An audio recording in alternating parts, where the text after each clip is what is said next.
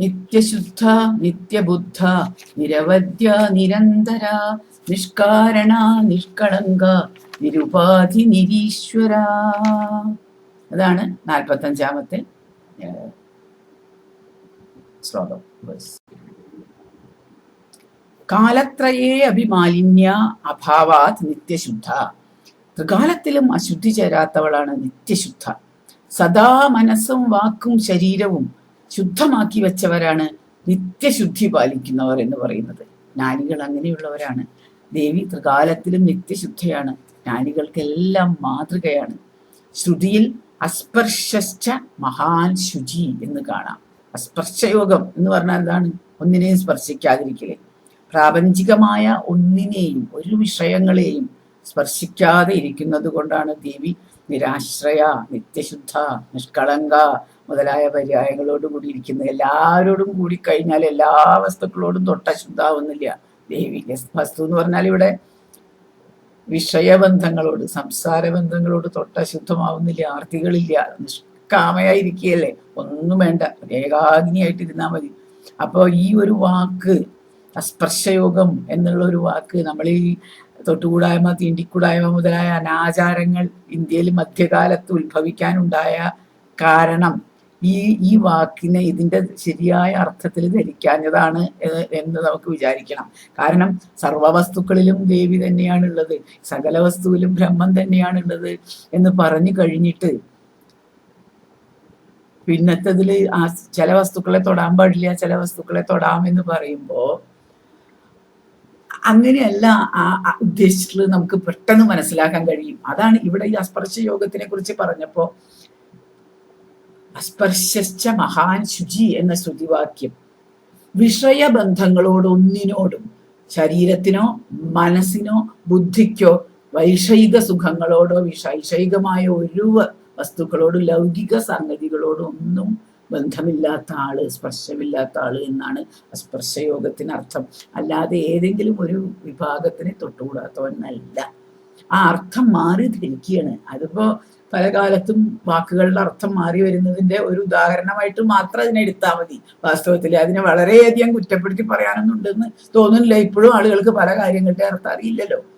വലിയ ബുദ്ധിമാന്മാരാണെന്ന് വിചാരിക്കുന്ന ആൾക്കാരും എന്തെല്ലാം മണ്ടത്തരങ്ങളാ പറയുന്നത്. അപ്പൊ അത് സാരമില്ല, അതൊരു വലിയ കുറ്റമായിട്ട് എടുക്കാഞ്ഞാൽ മതി. പിന്നെ ഒന്നാമത് ഈ മധ്യകാലത്ത് ഒരു വിഭാഗം മനുഷ്യര് വളരെ പ്രാപഞ്ചികമായ പല അശുദ്ധികൾ എന്ന് ഇവിടെ പറയുന്നത് ഭക്ഷണം, വസ്ത്രം, മൈഥുനം, ഇങ്ങനെയുള്ള കാര്യങ്ങളിലൊക്കെ ഒരുപാട് അശുദ്ധി വർദ്ധിച്ചു. അങ്ങനെ അശുദ്ധിയുടെ ആചരണം, അധർമ്മത്തിന്റെ ആചരണം വർദ്ധിക്കാൻ തുടങ്ങിയപ്പോ അങ്ങനെയുള്ള ആളുകളെ സ്പർശിക്കുകയോ സംസർഗം ചെയ്യുകയോ ചെയ്താൽ അനേക രോഗങ്ങൾ വരും എന്ന ആയുർവേദ വിജ്ഞാനം കൊണ്ട് ഒരു ക്വാറന്റൈൻ ഉണ്ടായിട്ടുണ്ടായിരിക്കാം. ശുദ്ധിയെക്കുറിച്ച് ബോധം കൂടുതൽ ഉള്ളത് കൊണ്ടാണല്ലോ ഈ മാതിരി ശുചിത്വ നിയമങ്ങൾ വരുന്നത്, അല്ലെ?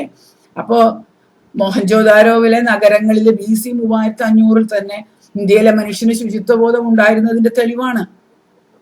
മാംസഭോജനം, തുകൽ വ്യവസായങ്ങള്, ശ്മശാനം, ആസ്പത്രി, ഇതിനൊക്കെ നഗരത്തിന്റെ പുറത്തെ സംവിധാനമുള്ളൂ അന്ന്, ആ കാലം മുതലേ. അതെന്തുകൊണ്ടാണെന്ന് വെച്ചാല് അതിൽ ശുചിത്വബോധത്തിന്റെ ഒരു ഭാഗമുണ്ട്. ആ വിഭാഗങ്ങളിൽ തൊഴിൽ ചെയ്യണവരും നാച്ചുറലി അതിലെ പരിശീലകരും ഒക്കെ നഗരത്തിന്റെ പുറത്തേ താമസിക്കാൻ സാധിക്കുള്ളൂ. അത് പുറച്ചേരിക്കാരാവും. അകത്ത് ശുദ്ധി പാലിച്ച് ജീവിക്കുന്ന വ്യക്തികള് അകച്ചേരിക്കാരും. പക്ഷെ അകച്ചേരിയും പുറച്ചേരിയും കൂടിയിട്ട് ഈ പ്രൊഫഷണൽ വ്യത്യാസം അല്ലാതെ ഒന്നുമില്ല. അത് നഗരത്തിൽ ശുദ്ധി പാലിക്കാനാണ്. ഇത്രയേ ഉള്ളൂ. ഇങ്ങനെയുള്ള ഒരു ടൗൺ പ്ലാനിങ് സിസ്റ്റം ഇല്ലാത്തതുകൊണ്ടാണ് ഇന്ന് നമ്മൾ ഒരുപാട് മലിനീകരണം ചുറ്റുപാട് നമ്മൾ കാണുന്നത്. ടൗണിന്റെ നടുക്കാണ് ഈ പറഞ്ഞ സാധനമൊക്കെ. നേരത്തെ പറഞ്ഞ എല്ലാ പ്രൊഫഷനും നടുവിലാണ്. അപ്പൊ പിന്നെ അതിൻ്റെതായ പ്രോബ്ലംസ് ഉണ്ട്. അത് നന്നാക്കാനും അത് ക്ലീൻ ചെയ്യാനും തന്നെ ഇവിടെ ഗവൺമെന്റിനോ ആളുകൾക്കോ സാധിക്കുന്നില്ല. അത്രയും പണച്ചെലവുള്ള ഒരു സംഗതിയായിട്ട് മാലിന്യത്തിന്റെ പ്രശ്നം വന്നു. അത് ഈ ടൗൺ പ്ലാനിങ് ഇല്ലാത്തതുകൊണ്ടാണ്.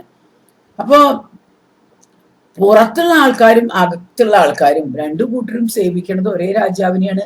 അവരുടെ നിയമങ്ങൾ അവർക്ക് അറിയാവുന്നത് കൊണ്ട് പ്രോബ്ലം ഇല്ലാതെയാണ് ആദ്യകാലത്ത് കഴിഞ്ഞിരുന്നത്. നഗരത്തെ സൗന്ദര്യവൽക്കരിക്കുക, ശുചിയാക്കി വെക്കുക, ദുർഗന്ധങ്ങളിൽ നിന്ന് രക്ഷിക്കുക എന്നിവ കൂടാതെ രോഗവിമുക്തമാക്കി വെക്കാനും ഈ വാസ്തുവിധാനം അവർ ഉപയോഗിച്ചിരുന്നു. അങ്ങനെ നിത്യശുദ്ധരായിട്ടാണ് ഈ ആളുകളൊക്കെ ജീവിച്ചിരുന്നത്. പ്രാപഞ്ചികതയുടെ അശുദ്ധികളിൽ നിന്ന് പൂർണ്ണമായി വിട്ടുനിന്ന നിത്യശുദ്ധരായ ജ്ഞാനികളാണ് ഇങ്ങനെയുള്ള വാസ്തുവിധാനങ്ങളൊക്കെ ആവിഷ്കരിച്ചത് എന്ന് മനസ്സിലാക്കാൻ വലിയ ബുദ്ധിമുട്ടൊന്നുമില്ല. എന്നാൽ മധ്യകാലത്ത് ഇത്തരം ജ്ഞാനികൾ കുറഞ്ഞു വന്നു. അവരുടെ വാക്ക് അല്ലെങ്കിൽ ആരും കേൾക്കാതായി വരാൻ തുടങ്ങി. ഇപ്പൊ അതിലും കുറഞ്ഞു ജ്ഞാനികളുടെ എണ്ണം. ഒരു ജ്ഞാനി എന്തെങ്കിലും ഒരു കാര്യം എന്തെങ്കിലും ഒരു ഭാഗത്തിരുന്ന് പറഞ്ഞാൽ അയാൾക്ക് വട്ടാണെന്ന് പറയുന്ന രീതിയിലേക്കാണ് ജനങ്ങൾ നീങ്ങിക്കൊണ്ടിരിക്കുന്നത്. അപ്പൊ പിന്നെ ഈ ദുഃഖങ്ങളൊക്കെ അനുഭവിക്കല്ലാതെ വഴിയൊന്നുമില്ല.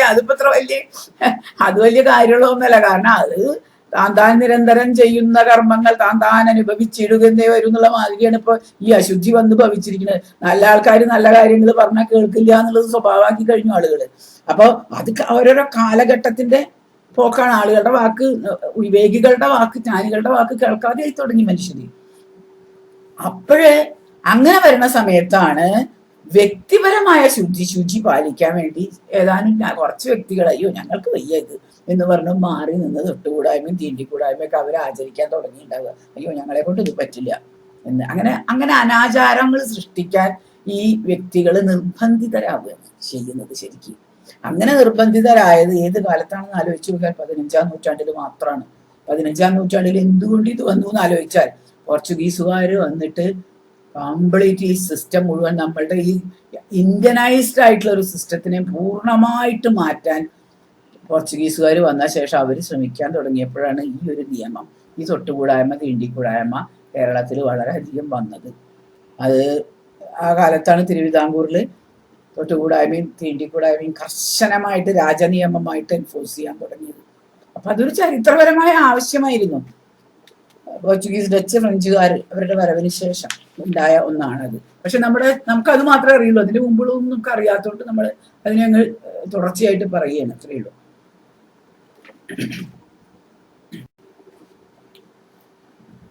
നിത്യബുദ്ധ എന്ന് പറഞ്ഞാൽ ചിദ്രൂപ. ദേഹത്തിൽ മാത്രമേ മാലിന്യം പറ്റുകയുള്ളൂ. മനസ്സിലും വാക്കിലും മാലിന്യം കൂടാതെ സൂക്ഷിക്കാൻ നമുക്ക് സാധിക്കും. ദേഹത്തിൽ ചിലപ്പോൾ ചളിയൊക്കെ പറ്റിയെന്ന് വരാം എവിടെയെങ്കിലും നടന്നു പോകുമ്പോഴോ ഒക്കെ. പക്ഷെ മനസ്സിലും വാക്കിലും മാലിന്യം കടക്കാതെ സൂക്ഷിക്കാൻ, ബുദ്ധിയിൽ മാലിന്യം പറ്റാതെ സൂക്ഷിക്കാൻ നമുക്ക് ഏത് സാഹചര്യത്തിലും സാധിക്കും. അപ്പോ സ്മൃതിയെ അത്യന്ത മലിനോ ദേഹോ ദേഹി അത്യന്ത നിർമ്മല എന്ന് പറയുന്ന സ്മൃതിയെ ഓർത്തു കഴിഞ്ഞാൽ ആത്മാവ് എപ്പോഴും ശുദ്ധമാണ് എന്ന് നമുക്ക് മനസ്സിലാവും. അത് എപ്പോഴും ശുദ്ധമാണ്, നിത്യശുദ്ധമാണ്. ആ ദേവി പരമാത്മാവാണ്, അതുകൊണ്ട് നിത്യശുദ്ധയാണ്. നിത്യശുദ്ധമായ ആത്മരൂപത്തിൽ സർവ്വജീവികളിലും ഇരിക്കുന്നവളുമാണ്. അപ്പൊ സർവ്വജീവികളും ശുദ്ധം തന്നെയാണ്. പ്രാപഞ്ചികങ്ങളായ അഴുക്കുകൾ ഒന്നിനെയും സ്പർശിക്കുന്നില്ല. കാരണം എല്ലാം ആത്മാവാണ്, എല്ലാം ജീവാത്മാവാണ്. അതുകൊണ്ട് ഒരു പ്രാപഞ്ചികമായ അഴുക്കും ആരെയും സ്പർശിക്കുന്നില്ല എന്നതാണ് യഥാർത്ഥമായ അസ്പൃശ്യയോഗം. നേരത്തെ പറഞ്ഞ അസ്പൃശ്യയോഗത്തിൽ നിന്ന് വ്യത്യസ്തമായിട്ട് സകല വസ്തുക്കളിലും ഇരിക്കുന്ന ഒരേ ആത്മാവായതുകൊണ്ട് ഒന്നിനെയും ഒരാത്മാവിനെയും അഴുക്ക് സ്പർശിച്ചിട്ടില്ല. പുറത്തു മാത്രമേ അഴുക്കുള്ളൂ, അകത്ത് അഴുക്കില്ല എന്നുള്ളതാണ് യഥാർത്ഥ അസ്പൃശ്യയോഗം. അത് നിത്യവും ത്രികാലത്തിലും ജ്ഞാനമായിട്ട് ബുദ്ധിയായിട്ട് ഇരിക്കുന്ന ആ നിത്യബുദ്ധയായ, ആ ചിദ്രൂപിണിയായ, നിത്യജ്ഞാന സ്വരൂപിണിയായ ദേവി അതുകൊണ്ട് എപ്പോഴും ശുദ്ധയാണ്. അതുകൊണ്ട് ഈ ദേവി ഇരിക്കുന്ന സകല വസ്തുക്കളും, സർവചരാചരങ്ങളും ശുദ്ധമാണ് എന്നർത്ഥം. ദേവിയാണല്ലോ അവിടെ ഇരിക്കുന്നത്. എന്തായാലും അൾട്ടിമേറ്റ്ലി ദേവിയാണ് അതിലുള്ളത്, വേറെ ഒന്നുമില്ല. ബൃഹദാരണ്യകത്തില് നഹി വിജ്ഞാതുർ വിജ്ഞാതേർ വിപര്യോപോ വിദ്യതേ. വിജ്ഞാനിയിൽ നിന്ന് വിജ്ഞാനത്തെ വേർതിരിക്കാനാവില്ല. അത് അഭിന്നമായി തന്നിൽ തന്നെ ഇരിക്കുന്നു. ചിദ്രൂപത്തിൽ നിന്ന് ചിത്ത് വേർതിരിക്കാനാവില്ല. ചിത്ത് ജ്ഞാനമയമാണ്. അതിന് നിത്യബുദ്ധ സ്വരൂപമാണത്. ചിത്തിന്റെ സ്വഭാവമാണ് ഈ നിത്യജ്ഞാനം അല്ലെങ്കിൽ നിത്യമായ ബോധി സ്വരൂപം എന്ന് പറയുന്നത്. ജൈന ബുദ്ധ മതങ്ങളിലെ ഉപാസിതയായ താരയും ഇവിടെ പറയുന്ന ദേവിയും വാസ്തവം പറയുകയാണെങ്കിൽ ഒന്ന് തന്നെയാണ്, ഒരു പേര് മാറ്റിയെന്നേ ഉള്ളൂ. താരയുടെ അരുൾ കൊണ്ട് ശുദ്ധർ ബുദ്ധർ എന്ന് 2 വിധ ജീവന്മാർ നിത്യത്വം അല്ലെങ്കിൽ അമൃതത്വം പ്രാപിച്ചതായിട്ട് 148 149 നാമങ്ങളാൽ പറയുന്നു. ഇന്ദ്രിയ ജയം നേടി ശുദ്ധി പ്രാപിച്ച ജിനന്മാർ, നിത്യബോധി എന്ന ജ്ഞാന വെളിച്ചം കിട്ടിയ ബുദ്ധന്മാർ, ഈ 2 കൂട്ടരും യോഗമാർഗത്തിലൂടെ സിദ്ധികൾ നേടിയവർ തന്നെയാണ്, യോഗികൾ തന്നെയാണ് അവരും. ആ യോഗികളുടെ യോഗ മാതൃകയും ദേവി തന്നെയാണ്. ഓരോ പേര് മാറ്റി വിളിക്കുന്നു എന്നല്ലാതെ ഇതിലൊക്കെ തമ്മിൽ എന്താ വ്യത്യാസമുള്ളത് ഇത് അറിയലാണ് ഏറ്റവും വലിയ കാര്യം. എന്തെല്ലാം പേര് മാറ്റി നിങ്ങൾ വിചാരിച്ചാലും, എന്തെല്ലാം രൂപം മാറ്റി നിങ്ങൾ വിചാരിച്ചാലും, നിങ്ങൾ ആരാധിക്കുന്നത് ഒരേ ഒരു ഏകമായ പരബ്രഹ്മത്തെയാണ് എന്നുള്ള അറിവ് കിട്ടിക്കഴിഞ്ഞാൽ ഒന്നും കൂടി ചാടാനും ഇല്ല, ആരെയും നിന്ദിക്കാനും ഇല്ല, ഒന്നുമില്ല. അത്രയും സുഖകരമായ ജീവിതം. പിന്നെ നവാവരണ പൂജയിലെ സർവാനന്ദമയ ചക്രപൂജയ്ക്ക് ശേഷം ദേവിയെ ഷഡ് ചക്രങ്ങളുടെ ഈശ്വരിയായിട്ടാണ് പൂജിക്കുക. ബുദ്ധ ജൈന മാർഗങ്ങൾ ഗായത്രിയെ ഉപാസിക്കുന്ന വൈദിക മാർഗം, സൂര്യദേവതയെ ഉപാസിക്കുന്ന സൗരമാർഗം, വൈഷ്ണവ മാർഗം, ശാക്തമാർഗം, ശൈവമാർഗം എന്നിങ്ങനെ 6 സാധനങ്ങൾക്കും ഭുവനേശ്വരി തന്നെയാണ് ഈശ്വരി. അവരുടെ എല്ലാം നിത്യബുദ്ധി ദേവിയുടെ നിത്യബുദ്ധ സ്വരൂപത്തിന്റെ അംശങ്ങൾ തന്നെയാണ്. നിരവധ്യ നിർഗത അവശ്യം ഗർഹ്യം അവിദ്യക വികാരജാതം യസ്യ അവദാത് തരകാത് നിർഗത യത് പ്രസാദാത്. അവദ്യം എന്നാൽ പറയാൻ പാടില്ലാത്തതായി മറച്ചു വെച്ച എന്തെങ്കിലും ഒരു കുറ്റം, കളവ്, പാപം, അങ്ങനെയുള്ള കളങ്കം എനിക്ക് മറ്റൊരാളോട് പറയാൻ പറ്റാത്ത രീതിയിൽ ഞാൻ ഒളിച്ചു വെച്ച ഒരു കളങ്കം, ഒരു പാപം തന്നിൽ ഉണ്ടായി കഴിഞ്ഞാൽ തനിക്ക് അവിദ്യ ഉണ്ട് എന്നാണ് അർത്ഥം. ഒളിക്കാനായിട്ടൊരു പാപം നിങ്ങൾക്കുണ്ടോ നിങ്ങളുടെ മനസ്സിൽ? അതുള്ളവരാണ് ഇവിടെ പലരും സഭകളിൽ കയറി നിന്ന് പ്രസംഗിക്കുന്നവര് അല്ലെ. വളരെ മാന്യന്മാരായി നടക്കുന്ന ആൾക്കാരുടെ ഉള്ളിൽ പോലും കളങ്കം ധാരാളം മറച്ചു വെച്ചിട്ടാണ് അവർ വരുന്നത്. അങ്ങനെയുള്ള കളങ്കങ്ങൾ ഉണ്ടാവുന്നതിന്റെ അർത്ഥം അവർ അവിദ്യ ഉള്ളവരാണെന്നാണ്. ശ്രീവിദ്യായ ചിദ്രൂപിണിയിൽ അങ്ങനെയുള്ളൊരു കളങ്കമില്ല, മറച്ചു വെക്കൊന്നുമില്ല. അതിനാൽ അവൾ നിരവധ്യയാണ്. അവദ്യം എന്നത് ജീവാത്മാക്കളെ സംബന്ധിച്ചിടത്തോളം ഒരു നരകത്തിന്റെ പേരുമാണ്. കുറ്റവാളികൾ തങ്ങളുടെ കുറ്റം അല്ലെങ്കിൽ പാപം മറച്ചു വെച്ച് ഭയം എന്ന നിത്യനരകത്തിൽ ജീവിക്കുന്നു. പാശ്ചാത്യ മനഃശാസ്ത്രം ഗിൽറ്റി കോൺഷ്യസ്നസ് എന്ന് പറയുന്ന നിത്യനരകത്തെയാണ് ഇവിടെ നമ്മളുടെ പുരാണങ്ങൾ അങ്ങനെ അവദ്യം എന്നുള്ള പേരിൽ വിളിച്ചിട്ടുള്ളത്. കൂർമ്മ പുരാണത്തിൽ അഹർനിശം ദേവീം സസ്മരേത് പുരുഷോ യതി നയാത്യവദ്യം നരകം സംക്ഷീണ ശേഷപാതക എന്ന് പറഞ്ഞിട്ടുണ്ട്. രാപ്പകലെ ദേവിയെ സ്മരിക്കുന്ന പാപികൾ പോലും അവർ അനുഭവിക്കുന്ന അവദ്യം എന്ന നരകത്തിൽ നിന്ന് ദേവിയുടെ പ്രസാദം കൊണ്ട് കരകയറുന്നു എന്നാണ് അതിന്റെ അർത്ഥം.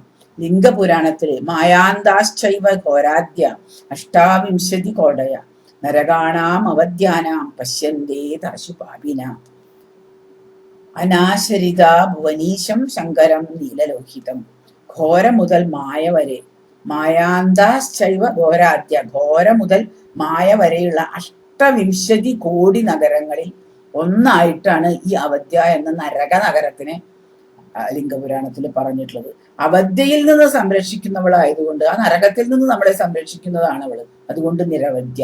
മറച്ചു വെക്കാൻ പാപമില്ലാത്ത കളങ്കരഹിതയാകിയാൽ മറ്റുള്ളവരെ പാപത്തിൽ നിന്ന് സംരക്ഷിക്കാനും സാധിക്കുന്നു. അതിനാൽ അവൾ നിരവധ്യയാണ്.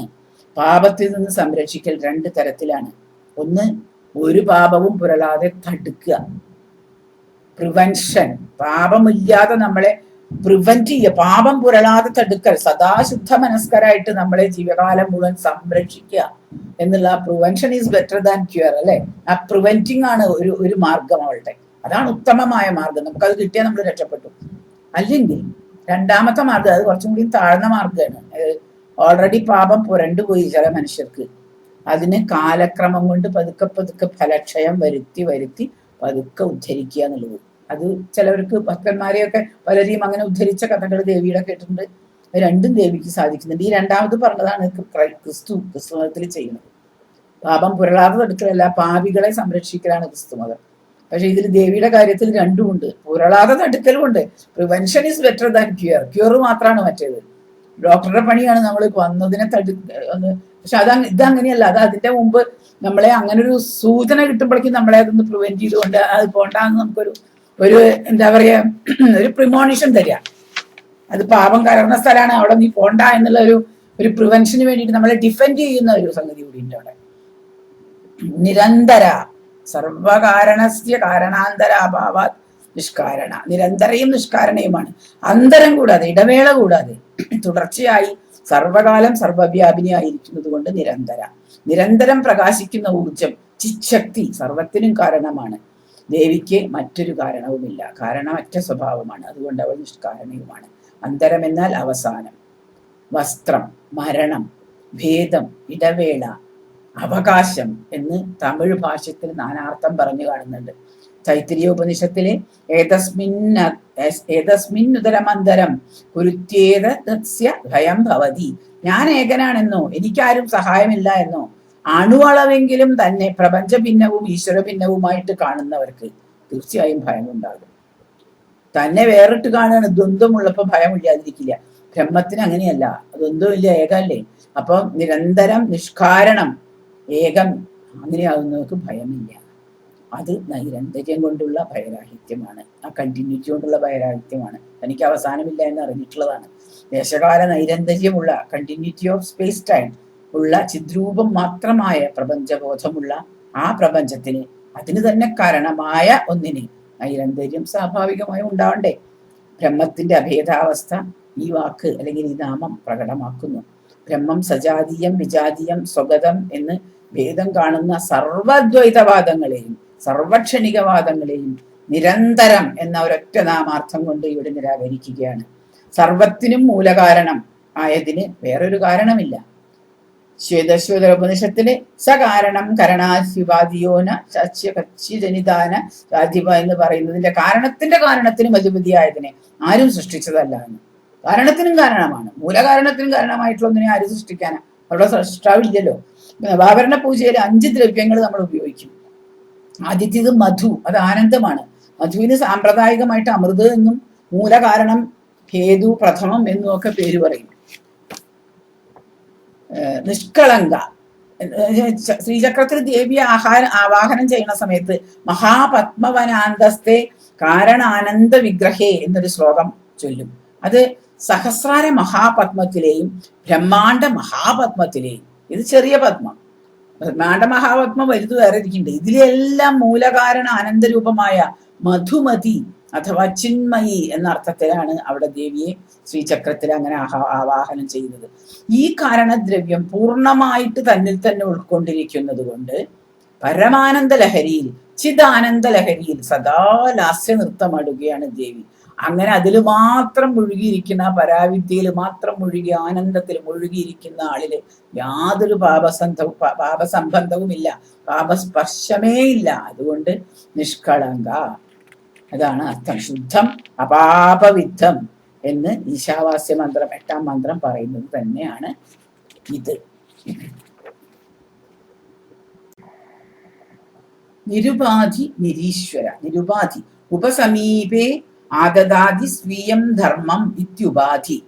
സ്വീയം ലൗഹിത്യം സാമീപ്യമാത്രേണ സ്ഫടികേ സമർപ്പയത് ജപാകുസുമം ഉപാധി.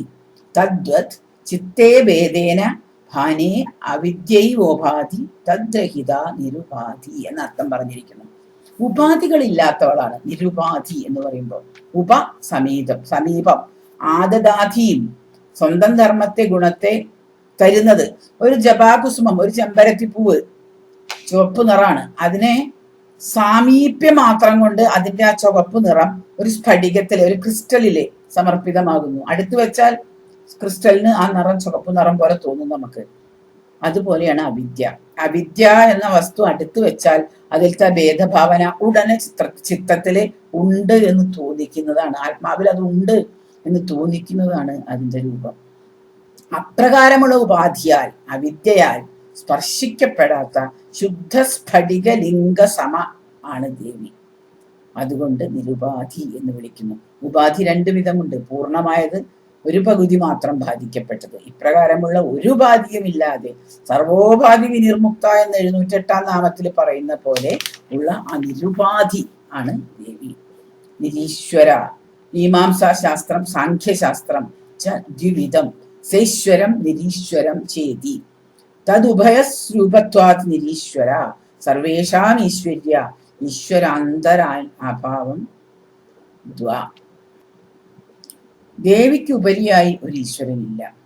അതിനാൽ നിരീശ്വര. മീമാംസാ ശാസ്ത്രം സാഖ്യശാസ്ത്രം മുതലായവ 2 വിധമുണ്ട്. ഒന്ന് ഈശ്വരൻ ഉണ്ട് എന്ന് പറയുന്ന സ്വീശ്വരം, സഗുണമായിട്ടുണ്ട് എന്ന് പറയുന്നത്. ഇല്ല എന്ന് കരുതുന്ന ഒരു നിരീശ്വരവാദം. ഈശ്വരവാദികളും നിരീശ്വരവാദികളും ഉണ്ട്. ഈശ്വരൻ ഉണ്ട് എന്ന് പറയുന്നത് അദ്വൈതത്തിൽ പൂർണ്ണ അവസ്ഥ പ്രാപിക്കും. ആദ്യം ഞാനും ഈശ്വരനും വേറെയാണെന്ന് ദ്വൈതത്തിൽ തുടങ്ങുമെങ്കിലും അവസാനെത്തുമ്പോൾ ഞാനും ഈശ്വരനും ഒന്നാണ് എന്നുള്ള അദ്വൈതത്തിലെ പൂർണ്ണമായ അവസ്ഥ പ്രാപിക്കും. നിരീശ്വരമായത് എവിടെയാണ് അവസാനിക്കുക? ചാർവാകൻ മുതലായ നാസ്തിക മതത്തിലേക്ക്, ചാർവാകാദി നാസ്തിക മതത്തിലേക്കാണ് അത് നയിക്കുക. ഈ 2 വിധ മാർഗങ്ങളും ഈശ്വരിയായ ശ്രീവിദ്യയുടെ അന്തർഭാവങ്ങൾ തന്നെയാണ്. ആസ്തികർ അത് അംഗീകരിക്കുന്നുണ്ട്. നാസ്തികന്മാർ അത് അറിയുന്നു തന്നെയില്ല. അറിയാത്തൊരു സാധനം എങ്ങനെ അംഗീകരിക്കും? അറിഞ്ഞാലല്ലേ അംഗീകരിക്കണോ വേണ്ടത് നിശ്ചയിക്കാൻ പറ്റും. അറിയണേ ഇല്ല നാസ്തികര്. ആ ഒരു വ്യത്യാസമാണ് നാസ്തികരെയും പറ്റിയിട്ട് പറഞ്ഞിരിക്കുന്നത്. അപ്പൊ നിരീശ്വര എന്ന വാക്ക് പറയുമ്പോ തനിക്കുപരിയായ ഒരു ഈശ്വരൻ ഇല്ലാത്തത് കൊണ്ട് നിരീശ്വരയായതാണ്. അത് സാധാരണ മനുഷ്യന് സാധിക്കില്ല. അപ്പം നാസ്തികന്മാര് നിരീശ്വരവാദികളാണെന്ന് പറയുമ്പോൾ അവർക്ക് ഉപരി വേറെ ഒന്നും ഇല്ല എന്ന് വിശ്വസിക്കുന്നവരാണോ?